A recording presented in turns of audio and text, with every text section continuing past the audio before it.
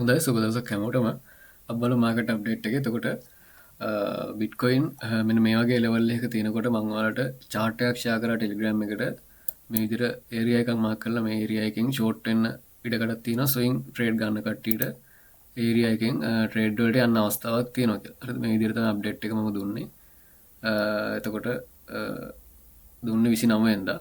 එතකොට ඔයාලට බලා ගන්න පුළුවන් ඒ ලෙවල් එක හරියටම ටච් කරලා මාකට් එක පහලට ඇවිල්ලා තියෙනවා. එතකොට මෙතනින් කවුරු කෙනෙක් ලිමිට් ඕඩර් එකක් වගේ දාලා ෂෝට් එක කැච් කරා නම් එයාට හොඳ ප්‍රොෆිට් එකකට යන අවස්ථාවක් තිබ්බ. සාමාන්‍ය 100ට 1.5කටත් වැඩියෙන් මාකට් එක මෙතන ඉඳන් පහලට ඩම්ප් වෙලා තියෙනවා.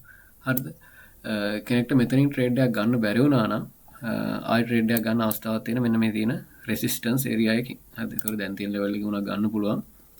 එතකොට ස්ටොප් ලොස් එක විදිහට සාමාන්‍ය මෙන්න මේ තියෙන වික් එකට උඩින් තියනවා නම් තමයි වඩාත්ම හොඳ. එහෙම නැත්නම් පොඩි පොඩි ස්කල්ප් ගන්නවා නම් මේ තියෙන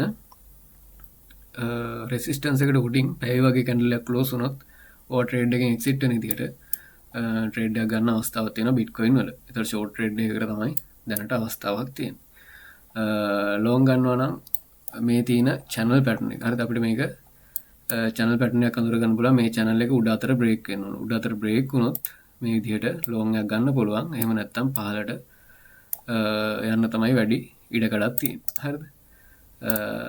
මේ channel එක ඇතුළෙත් අපිට තව channel එකක් ඇඳ ගන්න පුළුවන් පොඩියට. එතකොට මේක මම යට ලයින් එක විතර ඇඳලා තියෙන්නේ. මේ විදිහට උඩත් අපිට high share කරලා ওই විදිහට channel එකක් ඇඳ ගන්න පුළුවන්. එතකොට මේකත් bearish pattern එකක් කියන්නේ ඩම්ප් වෙන මාකට් එකේ මේ විදිහට හැදෙන patterns bearish ඒවා. එතකොට මේක සාමාන්‍යයෙන් බලමු මෙතනින් reject වෙලා මේ විදිහට මේක break එකකට break වුණොත් ඔයාලා ගත්ත ට්‍රේඩ් වලට තව ප්‍රමාණයක් ඇඩ් කරන්න අවස්ථාවක් එන්න ඉඩකඩක් තියෙනවා. හරිද? මෙතන point of control එකක් තියෙන volume level එකකින්. එතකොට ඒකත් break වෙනවා මේ level එක break වුණොත්. හරිද? ওই විදිහට තමයි ට්‍රේඩ් ගන්න අවස්ථාවක් තියෙන්නේ. අර Telegram එක කවුරු කෙනෙක් follow කරගෙන ඉඳියා නම් අනිවාර්යයෙන්ම මේ තියෙන short entry එක ඔයාලට catch කරගන්න අවස්ථාවක් තිබ්බා මේ දීපු අප්ඩේට් එකත් එක්ක. ඊට පස්සේ මම ඔයාලට ආයි අප්ඩේට් එකක් දුන්නා BNB වල. හරිද? BNB වල මේ විදිහට golden pocket zone එකක් තියෙනවා. ඒ level එකෙන් මාකට් එක හැරෙන්න අවස්ථාවක් තියෙනවා. එහෙම නැත්නම් ඊට උඩ ලෙවල් එක 610 කියන ලෙවල් එක. එතකොට ඔයාලා බලන්න පුළුවන් මෙතන golden pocket එකෙන් මාකට් එක හැරලා තියෙනවා. හරි දැනට golden pocket එක හරියටම වගේ ඒ ලෙවල් එකකින් මාකට් එක හැරලා තියෙනවා. හරිද?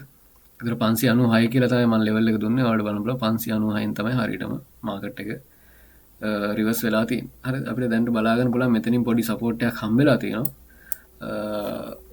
මෙතනින් සපෝට් එක හම්බෙලා උඩට අප් වුණොත් එimhe ආයෙත් අපිට හැරෙන්න ලෙවල් එකක් තියෙන 610 වගේ ලෙවල් එකකින් තමයි. හරිද? ඒත් එක්කම වගේ විශේෂ කාරණයක් තියෙනවා BNB විතරක් තනියෙන් අප් වෙද්දි. හරිද? ඒක මේ මම ටිකක් නෝටිස් කරගෙන ඉඳලා තියෙනවා ටික දවසක ඉඳන්. එතකොට අපි ඒක ඩේලි chart එක දාලා පොඩ්ඩක් බලාගමු. BNB වල ඩේලි chart එක දාලා මේ ඉන්නේ. එතකොට BNB විතරක් අප් වෙච්ච අවස්ථා මේ bear cycle එකේ තුනක් තියෙනවා. ඒ කියන්නේ bull market එකේ top එකේදී BNB විතරක් අප් වුණා. හරිද?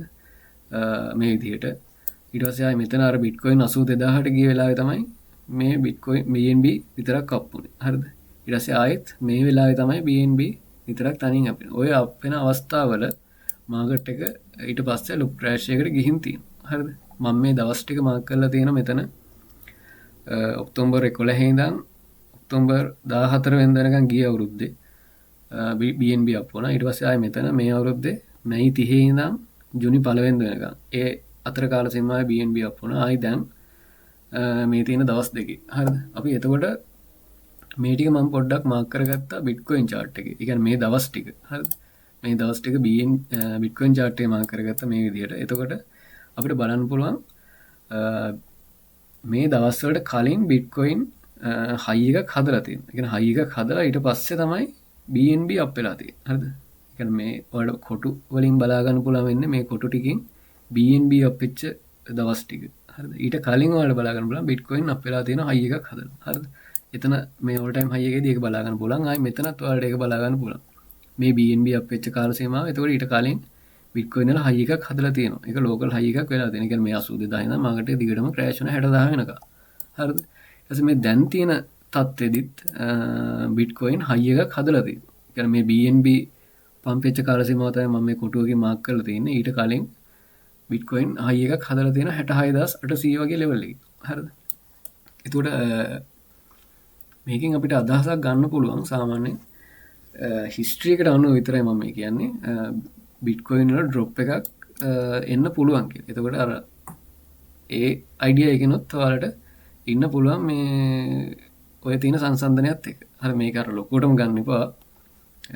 හිස්ට්‍රි එකේ මේ විදිහට දෙයක් වෙලා තියෙනවා කියන එක තමයි පොඩ්ඩක් මට පෙන්වන්න ඕනකම තිබ්බේ. හරිද?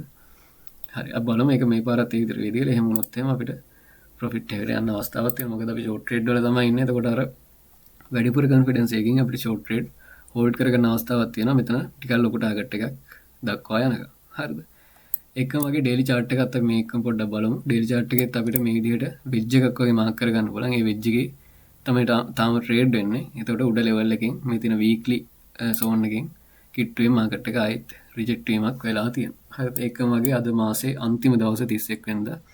එතකොට මන්ත්ලි කැන්ඩල් එකත් මේ අද දවසේ ක්ලෝස් වෙන කෙන හෙට උදේ 5:30ට ක්ලෝස් වෙනවා. එතකොට ඒක දැනට බුලිෂ් කැන්ඩල් එකක් විදිහට තමයි ට්‍රේඩ් වෙලා තියෙන්නේ. නමුත් මේ තියෙන වීක්ලි සෝන් එක බ්‍රේක් කරගන්න බැරි වෙලා තියෙන මේක බෙයාරිෂ් කාරණයක්.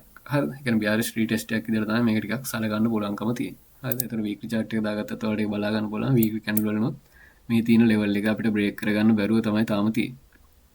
හරිද? ඒක මගේ මාසේ පටන් ගනිද්දිම මම ඔයාලට කිව්වා මන්ත්ලි රිටර්න් එක ගැන.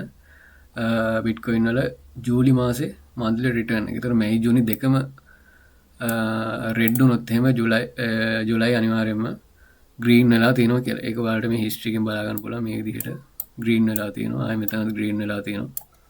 ආයෙ මේ දෙකම මේ විදිහට ආයෙ ග්‍රීන් වෙලා තියෙනවා. ওই විදිහට ඒ කාරණා ටික ඔයාලට බලා ගන්න පුළුවන්. ඒක මගේ මන්ත්ලි රිටර්න් එක දැනට දන්න 9.8ක් තියෙනවා. හරිද? ඒ කියන්නේ මොකක් හරි ලොකු වෙනසක් වුණ නැත්නම් අනිවාර්යයෙන්ම ලොකු වෙනසක් කියන අනිවාර්යෙන් බිට්කොයින් 58000න් පහළටත් එන්න ඕන මේක රින වෙන්න.